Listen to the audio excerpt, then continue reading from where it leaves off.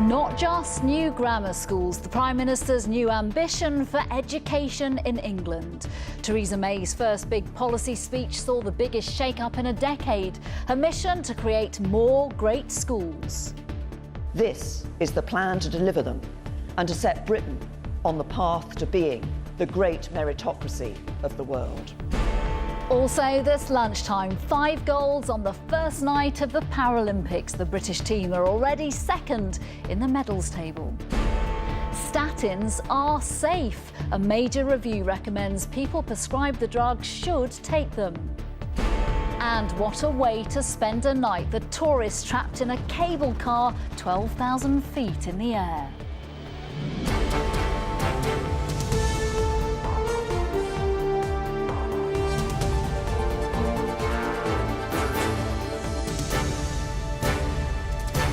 This is ITV News with Nina Hussain.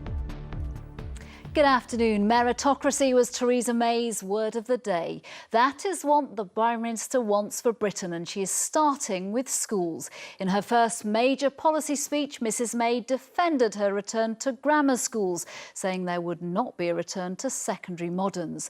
Her changes are across the education system in England, including universities, private schools and faith schools. Labour called the plans a disaster, especially for children from poorer backgrounds.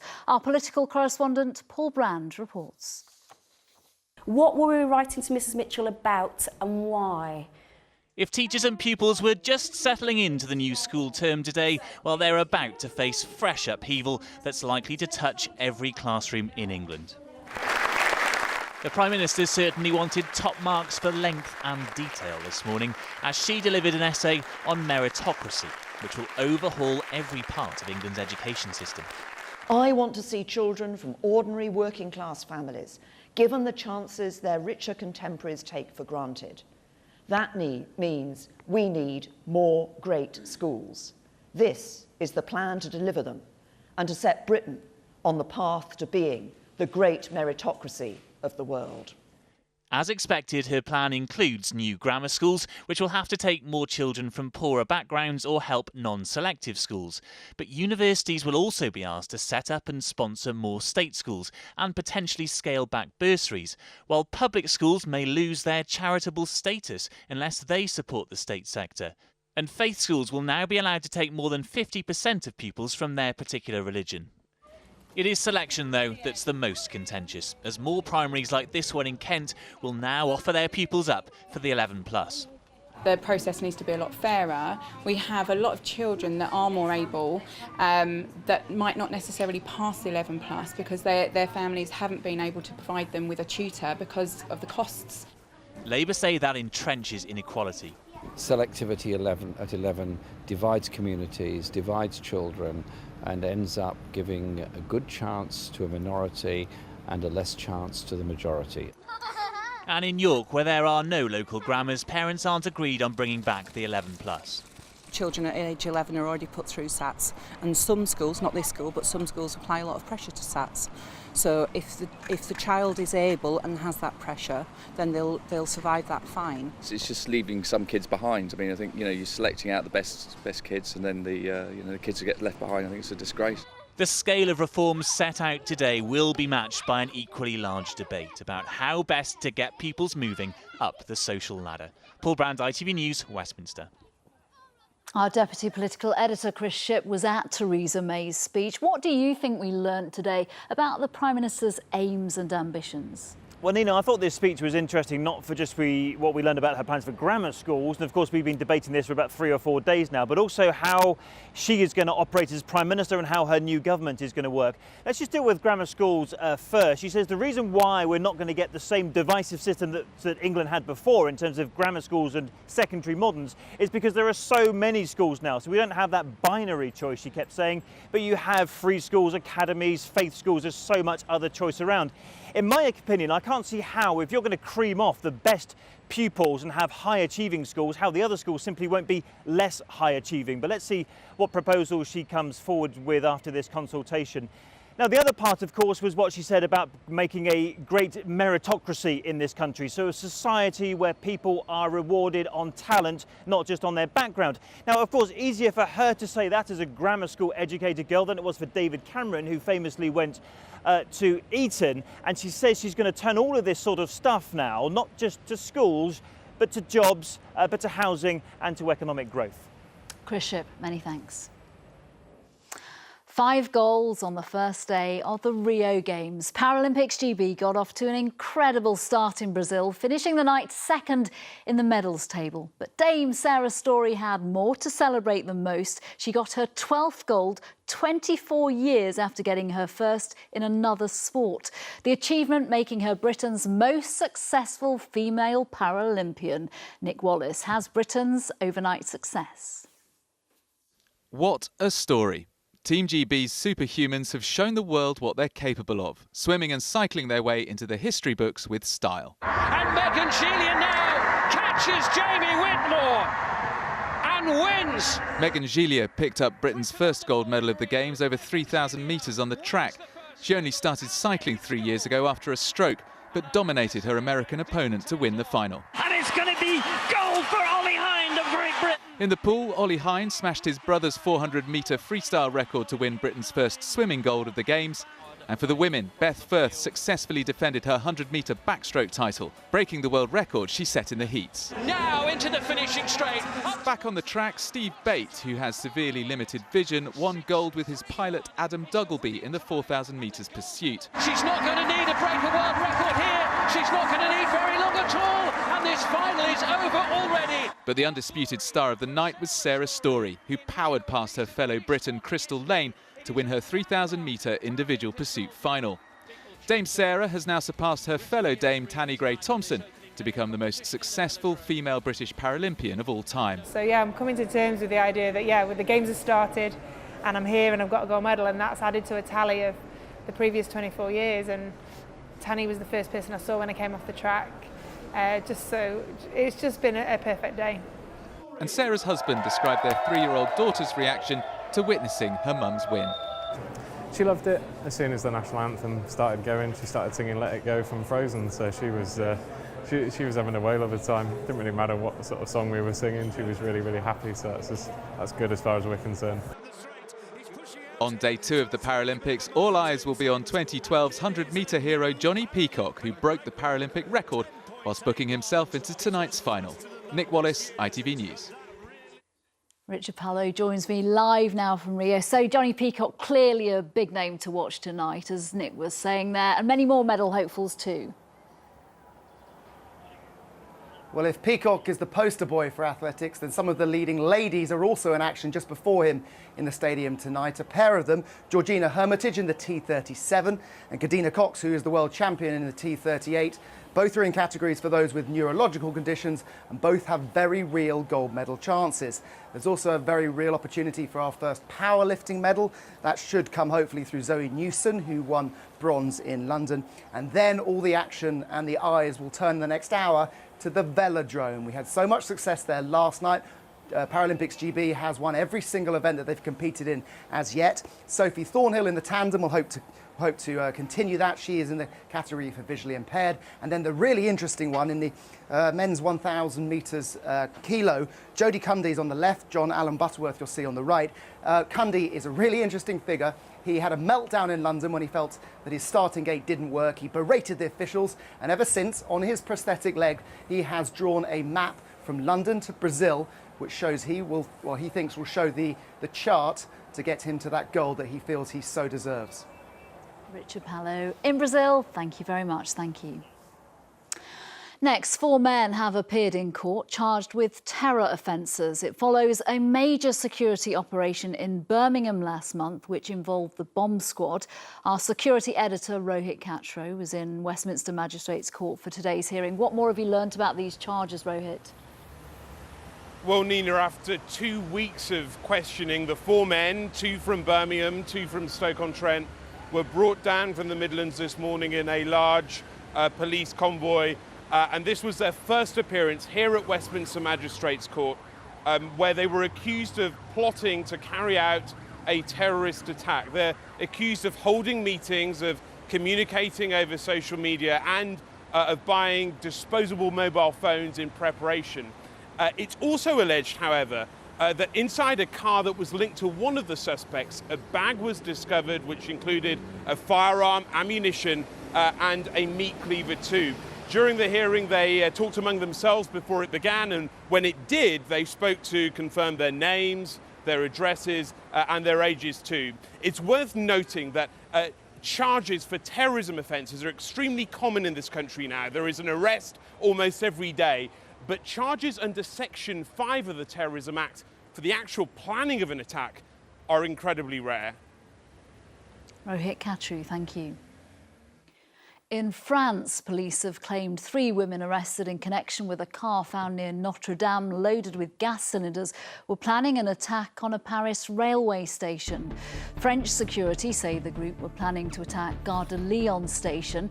It's less than 2 miles from the cathedral, where the Peugeot was found last Saturday packed with 6 full gas canisters.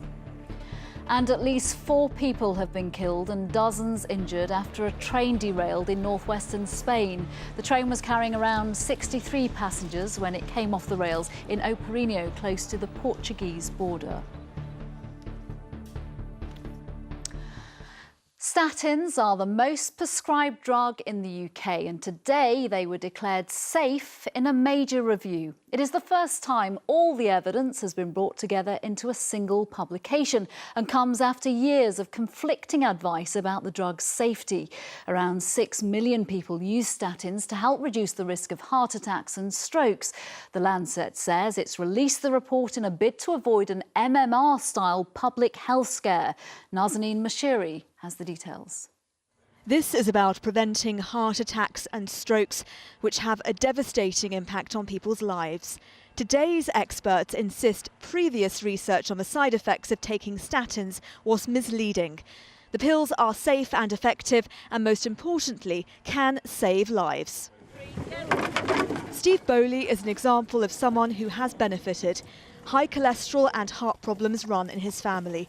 Statins has allowed him to continue rowing and working.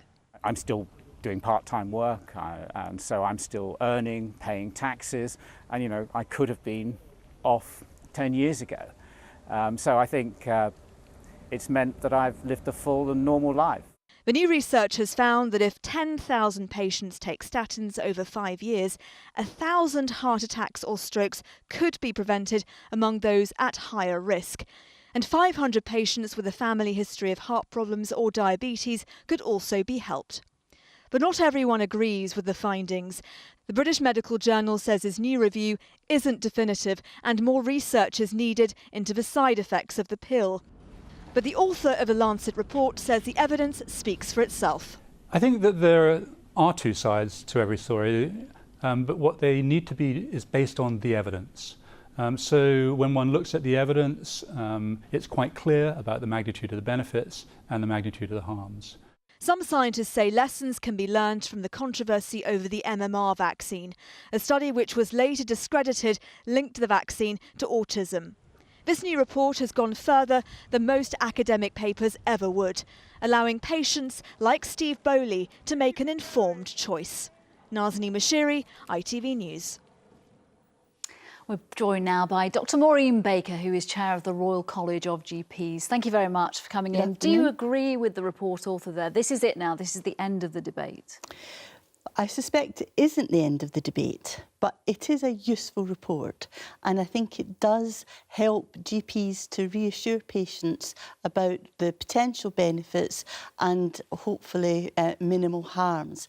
Having said that, the decision to take the drug has to be that of the patient, and they have to decide for themselves with the various decision aids and advice they get if that's what they're going to do. Goodness, so are we any further forward then? Because if you are one of the 6 million on statins, some are saying this is the conclusive report, others like the BMJ are saying it is not. If you're taking them, Do you believe that they are safe and they are effective and the benefits outweigh? So certainly people who are taking statins, who are not having side effects and they're happy to keep taking them, great, you know, very good evidence of benefit. The issue is more people who have been deterred from taking statins at the thought of side effects. Well, this study is very encouraging. But is it enough to win them back? Because we know with the MMR scare, there are still people, despite that evidence being discredited, who will not give their children the multiple jabs. So with statins, I don't think it's just the question of will I have side effects. It's more an issue of I would be taking a drug for the rest of my life and I may or I may not benefit. And when people look at the various decision aids and think about their own lives, then they make the informed choice that your clip showed about whether to take them or not. OK, Dr Baker, thank you very much. Thank you. Still to come, the mother of a British man accused of trying to kill Donald Trump is allowed to visit him in jail for the first time. My teardrops actually went through the screen and he was able to actually feel those, which was heart-wrenching. And stuck in the mountains, the cable car tourist left hanging overnight. North Korea has admitted carrying out another nuclear warhead test, this one their biggest yet. The Foreign Secretary Boris Johnson said it was of grave concern. The US warned of serious consequences. Debbie Edward reports. A triumphant North Korean newsreader declares the country has successfully tested a nuclear warhead. The broadcast celebrating Kim Jong-un and his newly manufactured weapon of mass destruction. A magnitude 5 earthquake first alerted neighbouring South Korea to the North's latest test. It was the second this year, the 5th overall, and by far the strongest yet. The test drew quick and emphatic international condemnation. Japan and South Korea particularly are deeply concerned because of the neighborhood. But I think it's fair to say that China, Russia, the United States, everybody shares concerns. At an emergency meeting in South Korea, the test was described as a threat to world peace.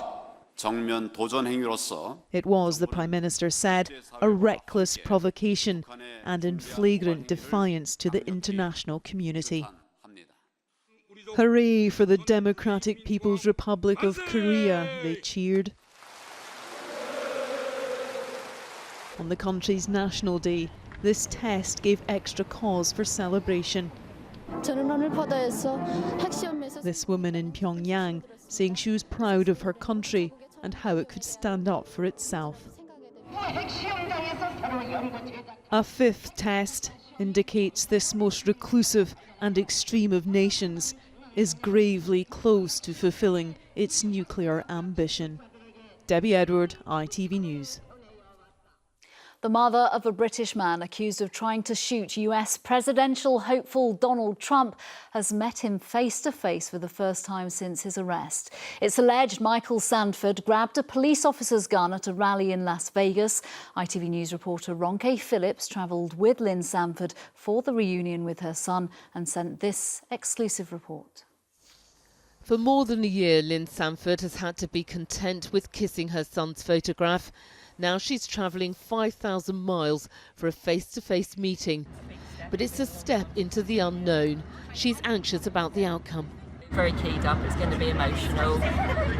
Just can't wait to see him again. Travelling with Lynn on the 10-hour flight, her mother Christine, Michael's 4-year-old sister Jessica, and the family's UK lawyer, who was instrumental in persuading the American judge to allow the visit. The meeting will last up to 2 hours, but in that time the lawyers also have to work out their legal strategy. Remember, as well as being severely autistic, Michael also has Asperger's, anorexia, OCD, and he's depressed, and he's been on suicide watch, so it's going to be a very slow process. The 20-year-old was brought into the room in leg irons and sat across a table separated from his visitors by wire mesh. We spent the entire visit hand to hand. I could feel the warmth of his hand through the mesh, and then we were allowed a few moments together privately at the end, and we just have hugged the screen, and I was crying. I was quite tearful for a lot of it, and my teardrops actually went through the screen, and he was able to actually feel those, which was heart-wrenching. Lynn will get 2 face-to-face meetings with her son. His sister and grandmother will only be able to talk to him via a video link. In 4 days, they'll all head back home. The ultimate goal, to get Michael to serve any sentence he's given in the UK. Ronke Phillips, ITV News, Las Vegas. And viewers in London can see more on that story on ITV at 6 tonight. Finally, this lunchtime, the mountain drama that surely beats any tale of being stuck in a lift. A group of tourists spent the night in the Alps, dangling 12,000 feet in the air after their cable car broke down. It's believed the wires became tangled in high winds. Ben Chapman has the story. If they'd come for the Alpine scenery, they certainly had time to take it in. More than 100 tourists dangling nearly 4 kilometres up, some for more than 12 hours, after the cables supporting them became tangled up. But if that seemed precarious, the rescue was even more perilous. Here in what authorities called aerial surgery, a crew member is winched down between the cables to the roof of the capsule, an area no larger than a table. Some 50 tourists were lifted back up to safety, but with the light fading and the weather worsening, others closer to the ground had to be lowered down on ropes. They tried to take us with a helicopter, but the fog came in, so the 2 rescuers stayed with us, and then we did a belay after we decided there was no other way to get down, and thank goodness that they were able to help us down. Scared? No, just tired, wanted to get out of there. But around 30 others didn't make it out until this morning, receiving treatment after a freezing night suspended in the sky, enduring rather than enjoying what for them will certainly be an unforgettable view. Ben Chapman, ITV News. And that's it this lunchtime. Alistair Stewart and Charlene White will be here with the ITV Evening News. From everyone here for now, bye-bye.